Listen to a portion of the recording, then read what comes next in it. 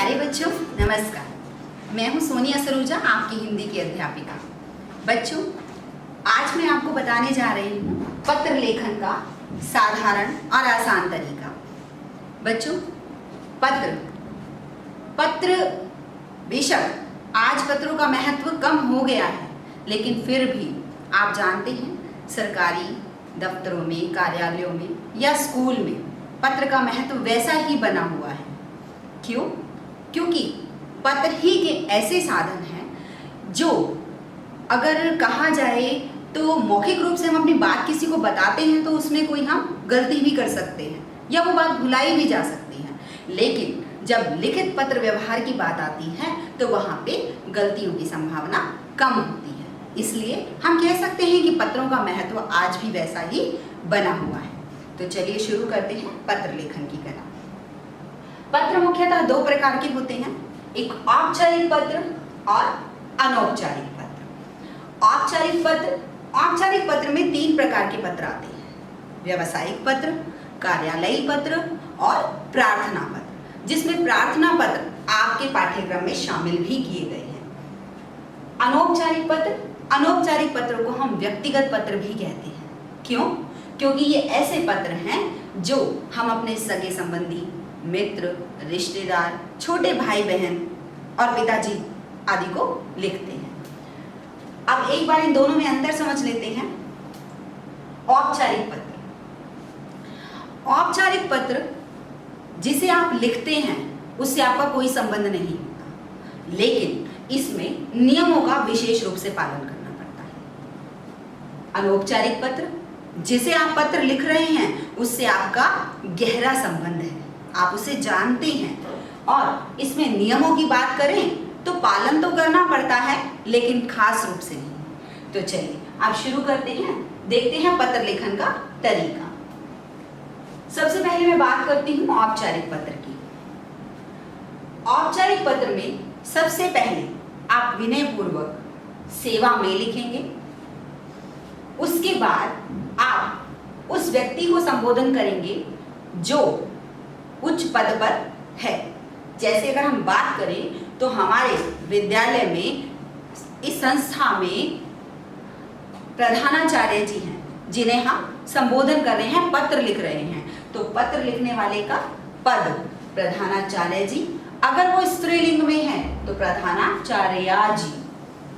उसके बाद आप उस संस्था का नाम लिखेंगे जहां ये व्यक्ति उच्च पद पर है, तो संस्था का नाम क्या है? राज इंटरनेशनल स्कूल। उसके बाद ये संस्था है कहाँ? शहर का नाम रेवाड़ी। उसके बाद आप पूर्ण विराम का प्रयोग करेंगे। तत्पश्चात आप दिनांक लिखेंगे। दिनांक लिखने का हिंदी में जो सही तरीका है वो है 15 जुलाई 2020।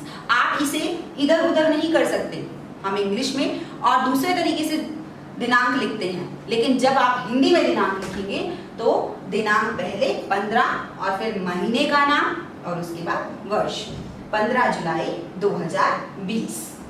उसके बाद आते हैं विषय की ओर। विषय, आप किस विषय में पत्र लिख रहे हैं? मान लीजिए आपने ये पत्र अपना विभाग मतलब सेक्शन बदलने के लिए लिखा है। प्रधानाचार्य से आप कह रहे हैं कि मुझे मेरा सेक्शन बदलना है, इसलिए आप ये पत्र लिख रहे हैं। तो आप यहाँ पर जो विषय लिखेंगे वो पूरी कहानी में नहीं होगा, कुछ ही शब्दों में होगा, लेकिन वो शब्द आपके बिल्कुल सही होने चाहिए। आप लिखेंगे विभाग बदलने हेतु प्रार्थना पत्र। ये वाक्य अधूरा है लेकिन अपने आप में पूरा है, तो विषय लिखते समय आप याद रखिए कि ये संक्षेप में ही होना चाहिए। उसके बाद आप जिस व्यक्ति को पत्र लिख रहे हैं उसे पुनः संबोधन करेंगे।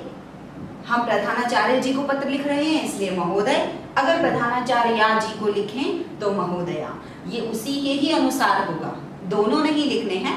आपको सिर्फ लिखने के तरीके के लिए बताया गया है कि इन दोनों में से कैसे क्या प्रयोग करना है, वो आप इसके अनुसार कर लेंगे। प्रधानाचार्य हैं तो महोदय, प्रधानाचार्या हैं तो महोदय।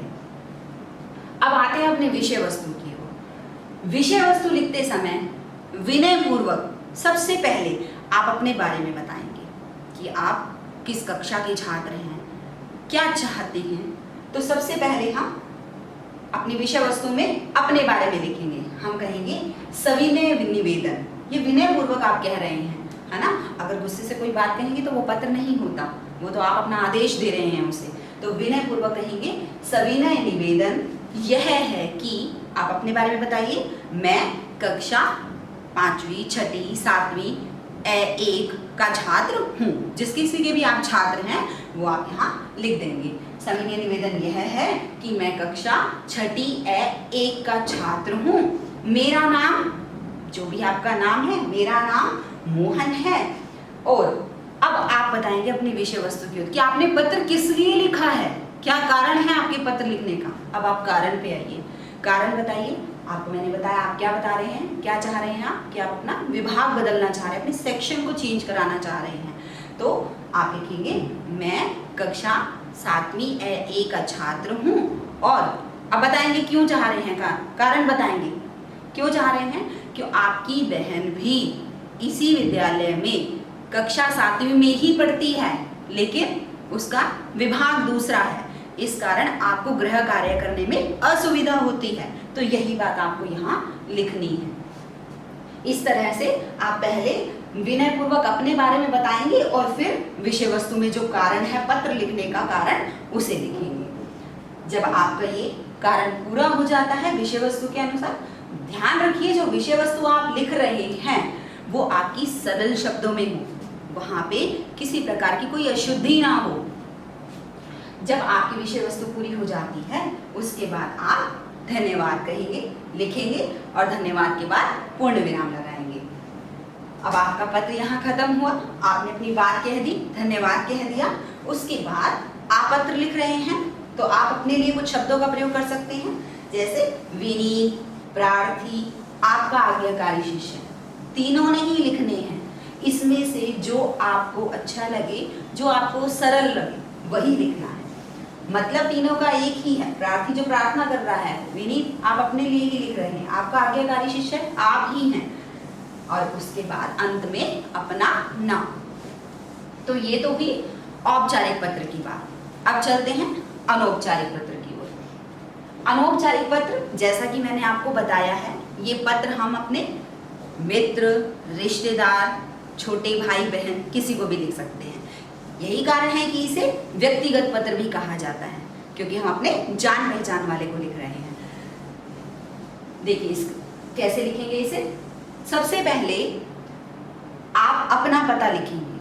आपका पता क्या है, घर का पता, आपका ये मकान नंबर है, आप जिस क्षेत्र में रहते हैं 301 सुभाष नगर। ये है कहाँ, जिस शहर में आप रहते हैं शहर लिखेंगे, रेवाड़ी। उसके बाद दिनांक, दिनांक लिखने का सही तरीका मैं आपको बता चुकी हूँ। हिंदी में सही दिनांक लिखने का तरीका है पहले दिनांक, फिर महीना और फिर वर्ष। अब आप जिसे पत्र लिख रहे हैं, आप पत्र किसे लिख रहे हैं। मान लीजिए आप पत्र अपने मित्र को लिख रहे हैं, आपने लिखा प्रिय मित्र। अगर आप अपने मित्र को पत्र लिख रहे हैं तो आप उसका अभिवादन भी वैसे ही करेंगे। मित्र को लिख रहे हैं तो आप नमस्कार करेंगे। मान लीजिए आप पिताजी को लिख रहे हैं तो आदरणीय पिताजी। प्रिय पिताजी तो नहीं लिख सकते ना, हमसे बड़े हैं इसलिए हमें उन्हें आदर देना होगा, तो आदरणीय पिताजी। अब आदरणीय पिताजी को आप नमस्कार नहीं कह सकते, नमस्कार हम अपने बराबर वालों को कहते हैं। आदरणीय पिताजी, उसके साथ कहेंगे सादर चरण स्पर्श। अगर आप ये पत्र अपने छोटे भाई को लिख रहे हैं तो लिखेंगे प्रिय अनुज। प्रिय अनुज, और प्रिय अनुज के साथ आप अभिवादन क्या लिखेंगे, शुभाशीष या सस्नेह भी लिख सकते हैं। तो इस तरह से हम अपना अभिवादन कर देंगे। आपको ये ध्यान रखना है कि आप जिसे पत्र लिख रहे हैं आपका अभिवादन भी उसी प्रकार का ही होना चाहिए। अब आते हैं बच्चे, इसमें विषय की कोई आवश्यकता नहीं होती, विषय औपचारिक पत्रों में ही लिखा जाता है। तो यहाँ अब हम सीधा ही अपना विषय शुरू कर देंगे कि हम कहना क्या चाहते हैं, हमने पत्र क्यों लिखा है। अगर आप जिस किसी को भी पत्र लिख रहे हैं सबसे पहले तो आप अपनी कुशलता बताएंगे और सामने वाले की कुशलता पूछेंगे। ऐसे ही पत्र की शुरुआत करनी है। जैसे आपने मान लीजिए लिखा मित्र को पत्र लिख रहे हैं, प्रिय मित्र नमस्कार। यहाँ भी ध्यान रहे ये तीनों चीजें एक साथ नहीं लिखनी है, मैंने सिर्फ उदाहरण के लिए आपको बताया है कि ये लिखेंगे तो ऐसा होगा। तो हम प्रिय मित्र को लेकर चलते हैं। हमने कहा प्रिय मित्र नमस्कार। अब मैंने पत्र क्यों लिखा? मैंने पत्र इसलिए लिखा कि मेरे मित्र ने परीक्षा में बहुत अच्छे अंक प्राप्त किए हैं, तो मुझे उसको बधाई देनी है, मैं खुश हूँ इसलिए ये पत्र लिख रही हूँ। तो मैंने कहा प्रिय मित्र। याद रहे अगर आप लड़की हैं तो आप प्रिय सखी भी लिख सकती हैं, प्रिय सखी नमस्कार। अब चल रहे अपने विषय की ओर। विषय लिखना नहीं है आपको, आप सीधा ही शुरू कर देंगे। मैं यहाँ कुशल हूँ, आशा करती हूँ आप भी कुशल होंगे। अब अपना पत्र शुरू करिए, आप क्या कहना चाह रहे हैं वो लिखिए। हमने बताया आपको कि आप अपने मित्र को परीक्षा में अच्छे अंक लेने के लिए बधाई दे रहे हैं। तो सबसे पहले आपको ये बात पता कहाँ से चली कि उन्होंने भी आपको पत्र लिखा होगा, फोन से पता चला होगा। जैसे तो आप लिखिए कि आपका पत्र मिला, पढ़कर बहुत प्रसन्नता हुई कि आपने परीक्षा में अच्छे अंक प्राप्त किए हैं। तो इस तरह से आप अपनी बात को कहते चले जाइए, ठीक है। अब पत्र लिखते समय ये नहीं कि आप पूरी कहानी ही लिख डालें, सरल शब्दों का प्रयोग करें, नियमों की सीमा में रहें और अपनी बात को बहुत अच्छे तरीके से लिखें, सरल और सटीक भाषा।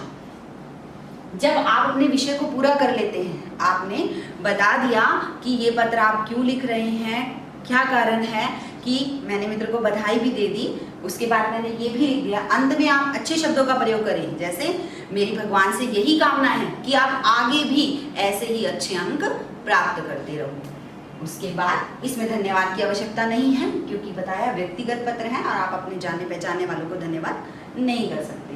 तो ठीक है, यहाँ पर लास्ट में अंत में आप लिखेंगे तुम्हारा मित्र। बताया अगर आप लड़की हैं तो लिखेंगे तुम्हारी सखी। अगर आप अपने छोटे भाई को बड़े भाई को पत्र लिख रहे हैं तो आपका भाई, छोटे भाई को लिख रहे हैं, बड़े भाई को लिख रहे हैं, जैसे भी पिताजी को लिख रहे हैं तो लिखेंगे आपका पुत्र और नीचे अपना नाम। तो इस तरह से हम अनौपचारिक पत्र लिख सकते हैं। तो उम्मीद करती हूँ आपको यह पत्र लिखने का तरीका समझ में आ गया होगा। अब आप अपनी व्याकरण की पाठ्य पुस्तक में से इस तरह के पत्र देखेंगे, पढ़ेंगे और बार बार उनको लिखने का अभ्यास करेंगे। अगली वीडियो में अगले पाठ के साथ फिर मिलेंगे।